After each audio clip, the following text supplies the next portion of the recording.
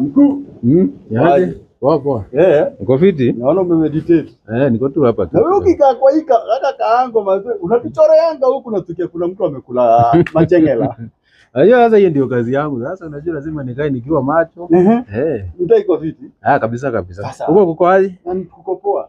Sasa kwa dada tupige kadiri ka man to man. Nani hiyo? Man to man. Nani hiyo? Sasa, si unajua mimi huku mimi ndiye kusema.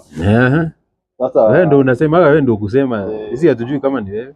Sasa kuna Paulo. Paulo ni mtoto wa Sonko.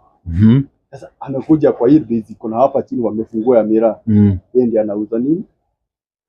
Sigara. Hii nyingine. Anauza bangi? Anauza bangi. Shida ni it is getting interesting sasa Sasa shida ni unaona ako na pesa mingi, so analetewa bangi mingi mpaka mimi mwenyewe mimi mtu wa huku ananipigilia juu. Okay. Na anakata na 10 bob, 5 bob, 10 bob. Sasa anakwenda supplier wa hii mtaa. Okay. Na mimi ndiye gangster wa huku. Kwa hivyo pia wewe unauzaga bangi? In short. Mimi nauzanga miraa. Okay. So shida yake ni kuuza miraa, si ndio? Bangi. Na sasa kama yeye anauza bangi na wewe unauza uzanga, afisa anauzanga, lakini unaona mimi ni mkulima mdogo.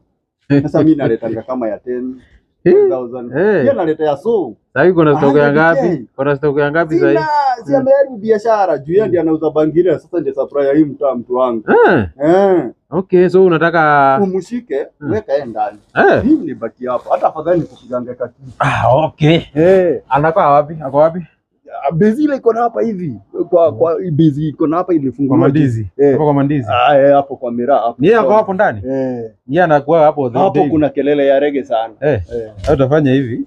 Hata nikuaje hapa ndani, alafu sasa niendee huyo. Si tulisema hakuna venye unaweza kuwa unafikiria mtu mwenye anauza mandazi vivu na wewe huuzaji. Hebu hapa, ingia hapo. Wanaume. Hapo. Nyang'au. Hapo. Hiyo tanda ni vizuri sana unajiripoti. Inua mikono. Shika huku.